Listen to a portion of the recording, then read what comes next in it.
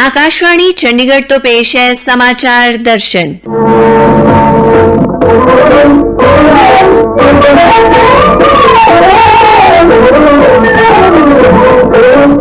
ਅੱਜ ਦੇ ਅੰਕ ਵਿੱਚ ਸ਼ਾਮਲ ਹੈ ਸਵੱਛਤਾ ਅਭਿਆਨ ਦੇ ਦੂਜੇ ਪੜਾਅ ਦੌਰਾਨ ਪਲਾਸਟਿਕ ਕਚਰੇ ਦਾ ਨਿਪਟਾਰਾ ਅਤੇ ਥੋਕ ਵਿਕਰੀ ਕਾਰੋਬਾਰ ਲਈ ਪਾਇਲਟ ਆਧਾਰ ਤੇ ਰੁਪਏ ਦੇ ਇਸਤੇਮਾਲ ਦੀ ਸ਼ੁਰੂਆਤ।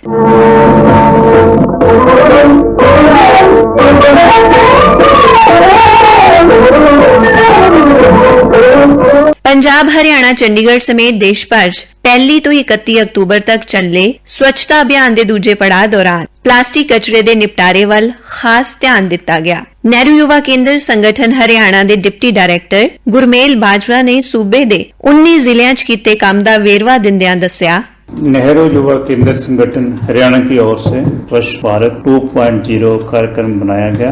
पूरे प्रदेश के 19 जिलों के 139 ब्लॉक में हमने ये कार्यक्रम आयोजित किया है और ये कार्यक्रम 1 अक्टूबर से लेकर 31 अक्टूबर के बीच में चलाया गया। हमारा जो हरियाणा का टारगेट था वो 3,42,450 kg का था, जो हमने समय रहते हुए 31 अक्टूबर तक पूरा किया है। इसके साथ साथ स्वच्छता रैलियां आयोजित की गई है, स्वच्छता दौड़ आयोजित की गई है, लोगों के साथ विचार विमर्श किया गया है। स्कूल के बच्चों की भी बड़ी मदद ली गई है। स्कूल के आसपास का जो चारदीवारी से बाहर का जो एनवायरनमेंट है, जो वातावरण है, उसको साफ करने के लिए भी हमने काम किया है। सिंगल यूज प्लास्टिक जो है, कचरा जो है, उसको साफ करने के लिए हमने पूरा प्रयास किया है। खाली उसको उठाया ही नहीं है, कचरा इकट्ठा नहीं किया है हमने युवाओं के साथ मिलकर, बल्कि उसको उसकी सही जगह पे डिस्पोज ऑफ भी करने में हमने पूरा काम किया है।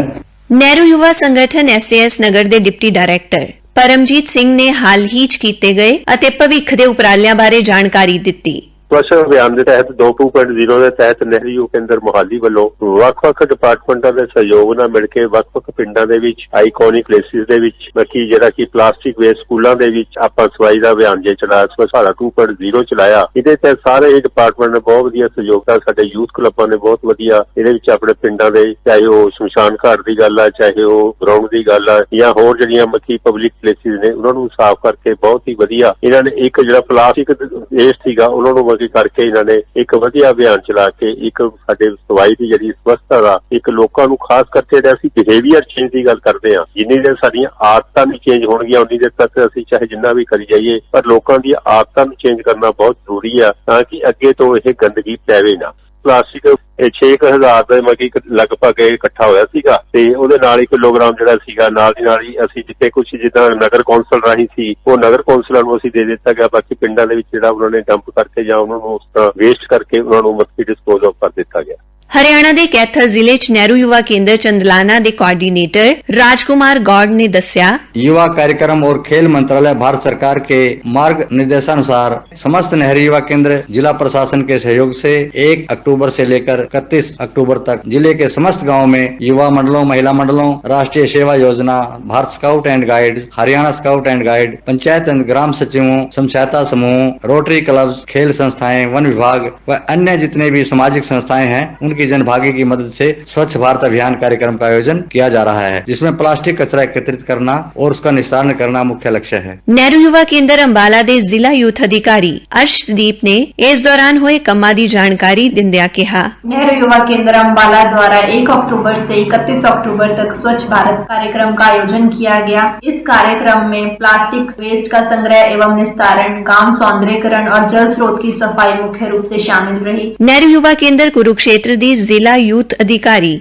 मीशा ने दस्या कि जागरूकता दे नाल-नाल प्लास्टिक कचरे दा निपटारा भी कीता गया है। युवा कार्यक्रम एवं खेल मंत्रालय भारत सरकार के दिशा निर्देश अनुसार क्लीन इंडिया 2.0 कार्यक्रम का आयोजन अक्टूबर माह में किया गया। इस कार्यक्रम के अंतर्गत विभिन्न प्रकार की गतिविधियां करवाई गई, जैसे कि स्वच्छता कार्यक्रम, बेसिकली प्लास्टिक वेस्ट कलेक्शन पर फोकस किया गया। कुरुक्षेत्र के 7 ब्लॉक्स में ये कार्यक्रम का आयोजन करवाया गया। अलग अलग युवा मंडलों के माध्यम से, स्कूल कॉलेज के कोऑर्डिनेशन से, विभिन्न संस्थाओं के कोऑर्डिनेशन से इस कार्यक्रम को सफलतापूर्वक आयोजित किया गया। प्लास्टिक वेस्ट कलेक्शन जो था उस पर फोकस था ताकि युवाओं को जागरूक किया जा सके कि प्लास्टिक का कम से कम यूज करें और इसके इल इफेक्ट्स के बारे में जागरूक किया गया कि वो कम से कम यूज करें। पंजाब दे खरड़ कस्बे च नगर पालिका दी सैनिटरी इंस्पैक्टर श्रीमती संतोष वर्मा ने सिंगल यूज प्लास्टिक नूं इकट्ठा करन लई कीते जा रहे उपरालिਆਂ ਦੀ जानकारी ਦਿੱਤੀ। सिंगल यूज प्लास्टिक वेस्ट है ਉਹਨੂੰ कलैक्ट करके प्लास्टिक बेल्स बना रहे हैं। उस कलैक्शन ਲਈ ਅਸੀਂ प्लास्टिक बैंक भी लगाए हुए हैं, बस स्टैंड ਤੇ ਲੱਗੇ ਹੋਏ हैं ਤਾਂ ਕਿ ਲੋਕੀ प्लास्टिक ਦੀਆਂ ਜਿਹੜੀਆਂ ਬੋਟਲਸ ਹੈਗੀਆਂ ਇੱਧਰ ਉੱਧਰ ਨਾ ਗਿਰ ਕੇ ਉਹਦੇ ਵਿੱਚ ਕਲੈਕਟ ਕਰਨ। ਬੋਤਲ ਦੀ ਕਲੈਕਸ਼ਨ ਨੂੰ ਅਸੀਂ ਫਿਰ ਬੇਲਸ ਵਿੱਚ ਕਨਵਰਟ ਕਰ ਰਹੇ ਹਾਂ। ਸਾਡੇ ਕੋਲ ਬੇਲਿੰਗ ਮਸ਼ੀਨ ਅਵੇਲੇਬਲ ਹੈ, ਉਹ ਲੱਗੀ ਹੋਈ ਹੈ, ਵਰਕਿੰਗ 'ਚ ਹੈ, ਡੇਲੀ ਵਰਕਿੰਗ 'ਚ। ਜਿੰਨਾ ਵੀ ਜਿਹੜਾ ਗਾਰਬੇਜ ਹੈਗਾ ਉਹਦੇ ਵਿੱਚੋਂ ਜਿੰਨਾ ਪਲਾਸਟਿਕ ਨਿਕਲਦਾ ਹੈ ਉਹਦੀਆਂ ਬੇਲਾਂ ਬਣਾਉਂਦੇ ਆ। ਬੇਲਾਂ ਫਿਰ ਇੱਕ ਮੈਂ ਕੰਪਨੀ ਨਾਲ ਟਾਈ ਅਪ ਹੈਗਾ ਜਿਹੜੀਆਂ 2.5 ਰੁਪਏ ਕਿਲੋ ਲੈ ਕੇ ਜਾਂਦੇ ਆ। ਹਰੇਕ ਬੰਦੇ ਨੂੰ ਅਵੇਅਰ ਕਰ ਰਹੇ ਹਾਂ ਕਿ ਘਰ ਤੋਂ ਹੀ ਥੈਲਾ ਲੈ ਕੇ ਜਾਓ, ਪਲਾਸਟਿਕ ਦੇ ਲਿਫਾਫੇ ਨਾ ਯੂਜ਼ ਕਰੋ।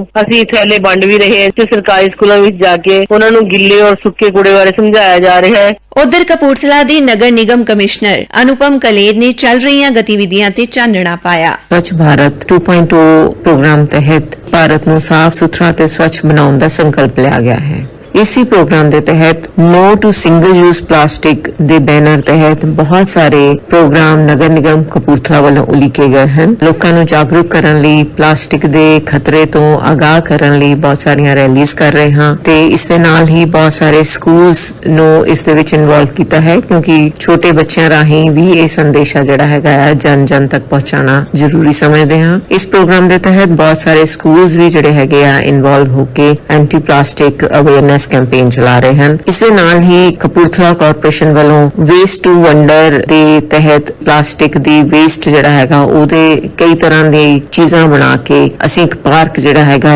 ओनू ब्यूटीफाई करांगे। मोगा दे पिंड खुखराणा दी एक विद्यार्थन ने भी ਸਾਡੇ ਨਾਲ ਗੱਲਬਾਤ ਕੀਤੀ। ਮੈਂ ਜਰਮਨਦੀਪ ਕੌਰ ਮੋਗਾ ਜ਼ਿਲ੍ਹਾ ਦੇ ਪਿੰਡ ਖੁਖਰਾਣਾ ਤੋਂ ਬੋਲ ਰਹੀ ਹਾਂ। ਅਸੀਂ ਪੋਲੀਥੀਨ ਦੇ ਲਿਫਾਫੇ ਅਤੇ ਵਰਤੇ ਜਾ ਚੁੱਕੇ ਪੈਨ ਆਦਿ ਸਕੂਲਾਂ ਦੇ ਡਸਟਬਿਨਾਂ ਵਿੱਚ ਇਕੱਠੇ ਕਰਦੇ ਹਾਂ, ਫਿਰ ਪਲਾਸਟਿਕ ਰੀਸਾਈਕਲ ਲਈ ਭੇਜਿਆ ਜਾਂਦਾ ਹੈ। ਇੰਜ ਸਾਡੀ ਧਰਤੀ ਤੇ ਪਲਾਸਟਿਕ ਦੇ ਕਚਰੇ ਨੂੰ ਮੁੜ ਵਰਤੋਂ ਵਿੱਚ ਲਿਆਂਦਾ ਜਾ ਸਕੇਗਾ। ਮੈਂ ਮਹਿਸੂਸ ਕਰਦੀ ਹਾਂ ਕਿ ਪਲਾਸਟਿਕ ਮੁਕਤ ਭਾਰਤ ਲਈ ਸਾਨੂੰ ਸਾਰਿਆਂ ਨੂੰ ਸਵੱਛ ਭਾਰਤ ਮੁਹਿੰਮ ਵਿੱਚ ਹਿੱਸਾ ਲੈਣ ਦੀ ਲੋੜ ਹੈ। ਘਰਾਂ ਵਿੱਚ ਮੌਜੂਦ ਫਾਲਤੂ ਪਲਾਸਟਿਕ ਸਕੂਲਾਂ ਵਿੱਚ ਇਕੱਤਰ ਕਰਕੇ हर विद्यार्थी अपने फर्ज निभा रहा है। देश च प्रधानमंत्री नरेंद्र मोदी दे उपरालिਆਂ सदका ई-रुपए नाल कारोबार करन दी पहल कदमी कीती गई है। ई-रुपए ਜਾਂ डिजिटल करेंसी दी शुरुआत ते असी हरियाणा दे क्लायत च पंजाब नेशनल बैंक दे उप प्रबंधक राहुल सैनी दा प्रतिक्रम लिया। आरबीआई के द्वारा डिजिटल रुपये को लॉन्च किया, सराहनीय कदम मैं मानता हूँ इस चीज को, क्योंकि इससे ना बहुत सारे फायदे जनता होने वाले हैं। पुली लागू हो जाएगी ये जनता के बीच में, तो इसके काफी फायदे जनता को मिलने वाले हैं। तो उसमें से सबसे पहले जैसे फिजिकल करेंसी को इधर उधर लेके जाना वो एक टेंशन मुकेगी। दूसरा को प्रिंटिंग का खर्चा बचेगा, आरबीआई का बहुत सारा जो खर्चा प्रिंटिंग पे आता है उसका खर्चा बचेगा, रिस्क बचेगी। और जो मान लो हम फिजिकल करेंसी कार्य करते हैं, रिपोर्ट होती है, कुछ भी घटना होती है, सभी से राहत मिलेगी इसके डिजिटल रुपये के आ जाने से। फरीदाबाद के चार्टर्ड अकाउंटेंट ज्ञान भारद्वाज ने इस पहल कदमी बारे कहा। गवर्नमेंट ऑफ इंडिया ने ई रुपी पेमेंट का मेथड डिजिटलाइजेशन करने के दौर में इसको शुरू किया है। ये बहुत ही अच्छा स्टेप है। ये हमारे को पूरे इंडिया की ट्रांजैक्शन करने में बड़े इसके दूरगामी रिजल्ट्स मिलेंगे। सियासी आगू संजय टंडन ने ई रुपए की शुरुआत से साडे पत्रकार नाल खास गलबात की। ई रुपी के लॉन्चिंग के साथ देश की अर्थव्यवस्था को इसका लाभ होगा। ऑलरेडी हम सब लोग जानते हैं कि जब से आदरणीय प्रधानमंत्री नरेंद्र मोदी जी की सरकार बनी 2014 में, जब हमारी अर्थव्यवस्था 11वें नंबर पे थी दुनिया के अंदर, आज वो आगे बढ़ के 5वें नंबर की अर्थव्यवस्था हो गई है। और ई रुपी के साथ हमारे डिजिटल ट्रांजैक्शन जो वो और बढ़ेंगे। इससे व्यक्ति को अपने जो पॉकेट में हार्ड कैश को लेके जाने की जरूरत नहीं होगी और ई रुपी के द्वारा वो मेजर ट्रांजैक्शन वो कर सकेंगे।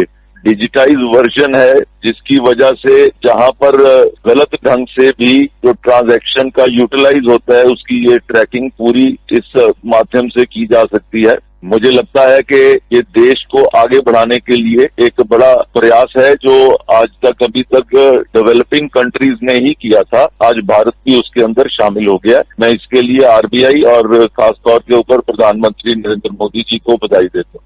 ਅੰਬਾਲਾ ਤੋਂ ਚਾਰਟਰਡ ਅਕਾਊਂਟੈਂਟ ਅਨੁਭਵ ਗੋਇਲ ਨੇ ਇਸ ਨੂੰ ਇੱਕ ਵਧੀਆ ਪਹਿਲ ਕਦਮੀ ਦੱਸਿਆ ਹੈ। ई-रुपया गवर्नमेंट ने लॉन्च करा है, एक बहुत ही अच्छा प्लेटफॉर्म है। इसके अंदर बहुत सारी चीजें हैं जो कस्टमर्स को बेनिफिट मिलेंगे और सबसे बड़ी खासियत की बात है कि जो ई-रुपी है इसके अंदर जो रिडम्पशन प्रोसेस है it is only a 2 step of redemption process. Otherwise क्या होता है कि कस्टमर बैंक में जाता है, वहां पे जाके सारे लाइन में लगता है, टाइम भी लगता है, एनर्जी भी लगती है, डॉक्यूमेंट्स भी सबमिट करता है, उसके बाद जाके वो कहीं प्रोसेस होता है। यहाँ घर बैठे ही बंदा सिर्फ ऐप के थ्रू कोई भी पर्सन उसको यूज कर सकता है और रिडम्पशन भी कर सकता है अपने अमाउंट की, और जितना उनका बैलेंस है उसको भी वो ई-रुपी के अंदर कन्वर्ट भी कर सकते हैं। तो ई-रुपी बहुत अच्छा प्लेटफॉर्म है। ਭਿਵਾਨੀ ਦੇ ਟੈਕਸ ਸਲਾਹਕਾਰ ਐਡਵੋਕੇਟ ਪੁਨੀਤ ਮਹਿਤਾ ਨੇ ਵੀ ਇਸ ਉਪਰਾਲੇ ਦੀ ਤਾਰੀਫ ਕੀਤੀ ਹੈ। गवर्नमेंट ने डिजिटल करेंसी लॉन्च की है, ये बहुत ही बढ़िया प्लेटफॉर्म है इंडिया के लिए, क्योंकि आने वाला सारा युग डिजिटलाइजेशन का ही है। वैसे भी आरबीआई को करेंसी को प्रिंट करवाने में भी काफी कॉस्ट जाती थी, एक तो वो कॉस्ट आरबीआई की बचेगी, दूसरा एक डिजिटल प्लेटफॉर्म मिल जाएगा, इससे बहुत आसानी से हम अपनी पेमेंट को ट्रांसफर कर सकते हैं। ਇਸ ਦੇ ਨਾਲ ਹੀ ਸਮਾਚਾਰ ਦਰਸ਼ਨ ਦਾ ਇਹ ਅੰਕ ਖਤਮ ਹੁੰਦਾ ਹੈ। पेशकश अश्विनी कुमार शर्मा, वाचिका रतिका, पेशकारी सहायक सुखविंदर सिंह।